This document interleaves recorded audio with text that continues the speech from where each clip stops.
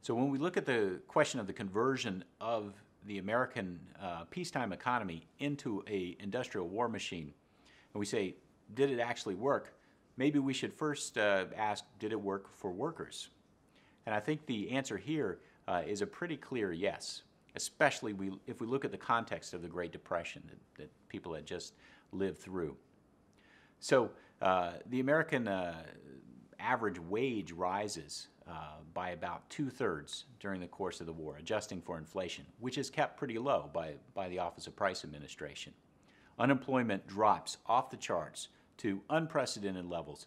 So it had been about 14% still in 1940 after almost 11 years of depression. And despite all of the ground that the New Deal had gained, it was still persisting pretty high. It's under 1% by 1944.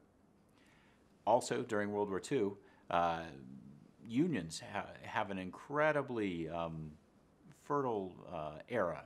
They're able to organize, they're able to gain new members, they work in partnership with corporations and with the government to really expand their ground, expand their membership, and expand the wages of their members. So for workers, World War II is a time of great success. So what about for corporations? Well, if the purpose of corporations is to supply lots of money to their executives, then perhaps World War II is not a great success.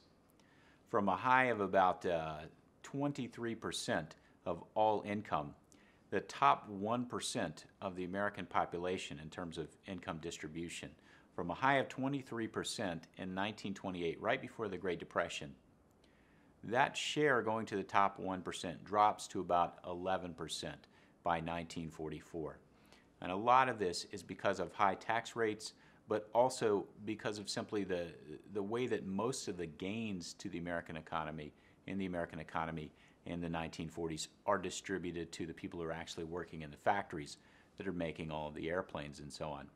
But if you say the purpose of the corporations, particularly during World War II, is to actually produce things that the country needs in order to survive and win the war, then you have to say yes, this is a great decade as well. So the American economy increases tenfold from 1940 to 1945, 10 times over its production of planes. It increases 10 times over its production of munitions, 10 times over its production of ships, and it quadruples its production of aluminum, doubles its production of steel, and doubles its production of rubber, all absolutely crucial war-fighting materials. So from that perspective, it's a decade of success for corporations as well. And what about on the battlefield? Because it's here, at least the military historians will argue, that the actual outcome of World War II is decided. And here, the American industrial war machine is absolutely crucial. Over the course of the war, the U.S. Economy produces the same number of airplanes that the entire world produces. In other words, they have 50% of the entire globe's production of warplanes during the course of World War II. They produce something like 7 out of every 8 warships that are produced during World War II. They make so much, the American economy makes so much, in fact, so much is coming out of American factories that the U.S. is able to supply the militaries of its allies to a great extent. Most of the trucks that are used in the Soviet army, the army which is to a large extent responsible for the land defeat of the Nazis, most of the trucks, most of the airplanes that the Soviets are using by 1944 come from the United States. Huge quantities, maybe something like a quarter of all British war material is produced in the United States. And without that assistance, it's an open question whether or not those two countries would have been able to fight off the Nazi war machine. So by those measures, by its impact on the battlefield, the U.S. industrial war machine is also a great success. The public-private partnership that is the U.S. war economy is so successful, in fact, that by 1944, it's able to take about 5% of the entire economy's production, about 5% of the GNP, and devote that to a secret project to literally make 5% of the economy disappear, and nobody seems to miss it. That project is the Manhattan Project, the years-long effort that ultimately leads to the creation of the first nuclear weapons. Those weapons, which are of course dropped on the Japanese cities of Hiroshima and Nagasaki in 1945 and bring a final end to the war, these are obviously decisive in World War II itself.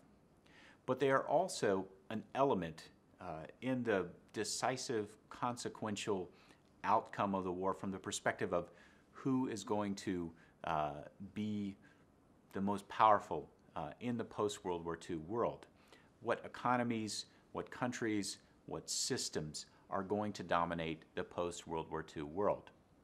And the American industrial war machine is tremendously important in ensuring that the U.S. would stand almost alone at the end of World War II, with only the Soviet Union as a potential rival, as the dominant economic, military, financial, political force in the world.